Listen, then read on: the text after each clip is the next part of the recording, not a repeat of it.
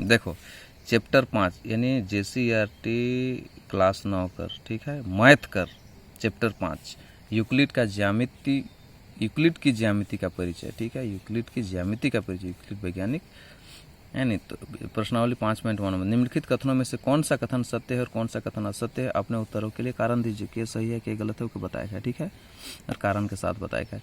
एक बिंदु से होकर केवल एक ही रेखा खींची जा सकती है, ये सही है कि गलत है। एक बिंदु से हो तो अनंत रेखा खींची जा सकती है, चारों पट खींचा जा सकता है, यानी असत्य है ये वाला, यानी एक बिंदु से होकर अनंत रेखाएं खींची जा सकती है। दूसरा तक दो भिन्न बिंदुओं से होकर जाने वाली असंख्य रेखाएं हैं, माने दो गो बिंदु है उससे लेकर अनंत रेखा, गलत है, एक तो रेखा ही दो बिंदु से, तो यानी दो बिंदु से केवल एक रेखा खींची जा सकती है, यानी ये भी असत्य है, ठीक है। एक शांत रेखा दोनों ओर से अनिश्चित रूप से बढ़ाई जा सकती, सत्य है, माने शांत रेखा है मतलब हिने भी बढ़ा सके हिने भी बढ़ा सके, ठीक है, माने एक शांत रेखाएं दोनों ओर से अनिश्चित रूप से बढ़ाई जा सकती है, बिल्कुल सही। चौथा, यदि दो वृत्त बराबर हैं तो उनकी त्रिज्याएं बराबर, दो गो वृत्त बराबर है त्रिज्या भी बराबर ही होगा, सत्य है, बराबर त्रिज्याओं से बराबर माने बराबर त्रिज्या है तो बराबर वृत्त खिंचाई नहीं।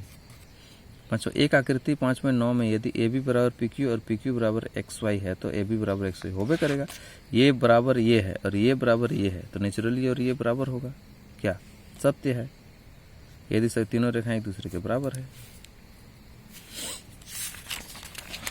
दूसरा सवाल क्या बोलते, यदि निम्नलिखित पदों में से प्रत्येक की परिभाषा दीजिए, ठीक है, यदि क्या इनके लिए कुछ ऐसे पद है जिन्हें परिभाषित करने की आवश्यकता है, क्या वे क्या हैं और आप इन्हें कैसे परिभाषित कर पाएंगे, मतलब परिभाषा देल है ऐसे बन के, ठीक है।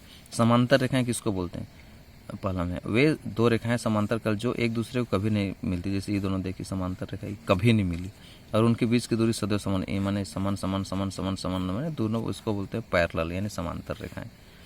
लंब रेखाएं, दो रेखाएं एक दूसरे पर इस प्रकार खड़ी रहती है कि उनके बीच का कोण एक समकोण होता है, तो ऐसी रेखाओं को लंब रेखाएं, माने ईशान एक रेखा और ईशान रेखा माने बीच में 90 डिग्री बनला तो ये दोनों रेखा जो है वो लंब रेखाएं हो जाएगा, ठीक है। रेखाखंड किसको बोलते हैं, जिस रेखा के दो अंत बिंदु हो उस रेखाखंड, माने इधर और इधर दोनों तरफ बंद हो गया यानी अंत बिंदु हो गया दोनों, तो एक रेखा कहलाएगा, रेखाखंड हो जाएगा, ठीक है। वृत्त की त्रिज्या, वृत्त के केंद्र और वृत्त की परिधि के बीच की दूरी को त्रिज्या कहते हैं, माने ये परिधि हो गलक और केंद्र हो गया, दोनों के बीच के जो मिलाल है वो गलक त्रिज्या। देख दूसरा सवाल क्या बोलते हैं, नीचे दी गई दो अभिधारणाओं पर विचार करना है, एक दो भिन्न बिंदु A और B दिए रहने पर एक तीसरी बिंदु C ऐसा विद्यमान है जो A और B के बीच स्थित होता है, मन दो गो देल है ना, और बीचों बीच तीसरा बिंदु है। हाँ, यह अभिधारणा में दो अपरिभाषित तथ्य हैं जिसमें रेखाएं और बिंदु हैं, माने एक बिंदु है और दूसरा रेखा है, ठीक है।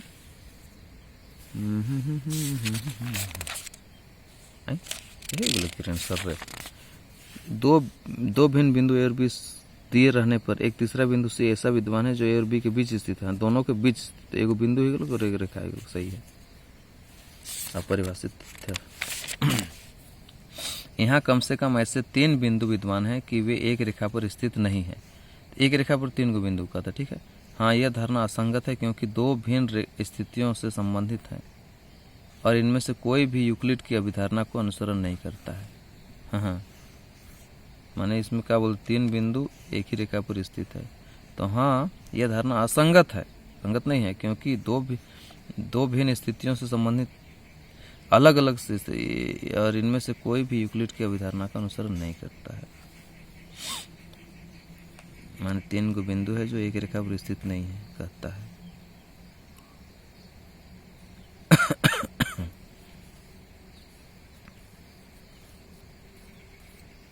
माने यूक्लिड के नियम के अनुसार ऐसा नहीं होगा, ठीक है। यदि दो बिंदुओं में A और B के बीच एक बिंदु C ऐसा स्थित है कि AC बराबर BC है तो सिद्ध कीजिए कि AC बराबर हाफ AB है, माने वो बीच का बिंदु C है कहते, तो यही आकृति खींचकर माने ABC है तो AC बराबर BC है यानी बीचों बीच है C, तो AC बराबर हाफ AB, यही हम लोग को प्रूव करना है, AB का आधा होगा AC, वो करेगा।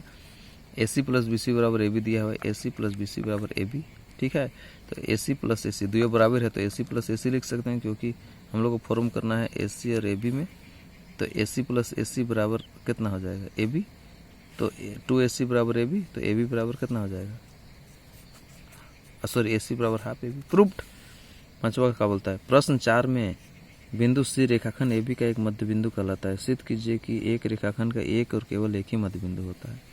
हाँ, तो एक रेखा है तो एक ही ठोने बीच वाला बिंदु भी रहे, ओके प्रूफ करेगा। ए बी सी दिया है, बिंदु सी रेखाखंड ए बी का मध्य बिंदु है, सी बीचों बीच है नहीं, तो सिद्ध करना है रेखाखंड का केवल एक ही मध्य बिंदु होता है। तो एक ही तो होएला लेकिन उनको प्रूफ करेगा। तो मान लो सी रेखाखंड ए बी का मध्य बिंदु है, इसलिए ए बी बराबर ए सी सॉरी ए सी बराबर बी सी। तो अब मान ले कि सी डैश एगो मान ली है नहीं, जो रेखाखंड ए बी का मध्य बिंदु है। अगर सी डैश बराबर सी प्रूव हो जाए तो एक ही बिंदु है नहीं, तो सी डैश जो रेखाखंड ए बी का मध्य बिंदु माने एक मध्य बिंदु है सी डैश, मान ले ली।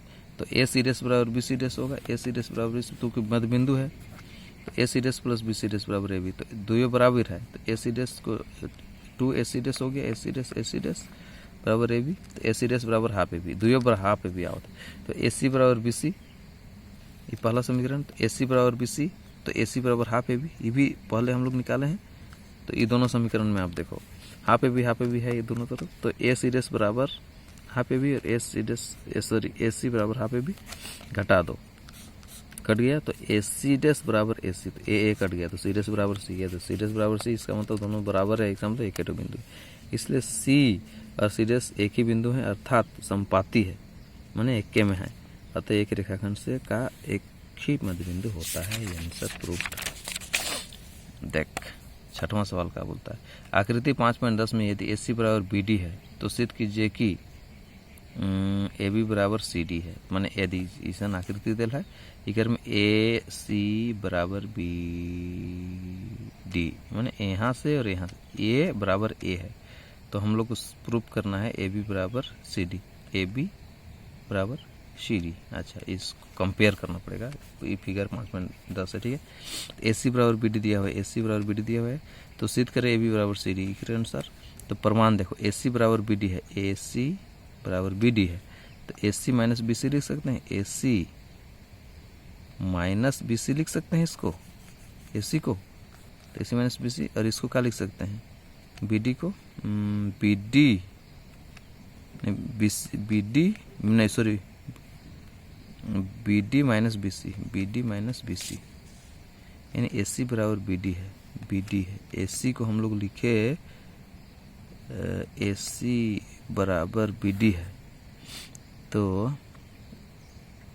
ए सी माइनस उकर अनुसार लिखे रहे, मैंने ए सी माइनस बी सी बराबर B D minus B C लिख सकते हैं ना, इतना माइनस इतना और इतना माइनस इतना लिख सकेला। तो देखिए कर्म क्या है, बी सी दुयो बटाए तो कटी, तो ए सी बराबर बी डी हो गया, यह तो प्रूफ करे रहे। देखो लास्ट सवाल को, यूक्लिड के अभिगृहितों की सूची में दिया हुआ अभिगृहित 5 एक सर्वव्यापी सत्य क्यों माना जाता है। ध्यान दीजिए कि यह प्रश्न 5वीं अभिधारणाओं से संबंधित नहीं है, यूक्लिड के अभिगृहितों की सूची में कह रहा है, ठीक है। अभिगृहित 5 जो है सर्वव्यापी सत्य क्यों माना जाता है, माने 5वां अभिगृहित क्या है उसको देखना पड़ेगा। ध्यान दीजिए कि यह प्रश्न 5वीं अभिधारणाओं से संबंधित नहीं है। तो अभिगृहित 5 जो है ना विश्व के सभी जगह सत्य है, इसलिए इसे सर्वव्यापी माना जाता है। कैसे देखो, ऐसे मान लो पैरेलल रेखा नहीं रहेगा ना, तो यहाँ जो जाएगा वो सीधे एक जगह जाके मिल जाएगा और इधर कभी नहीं मिलेगा।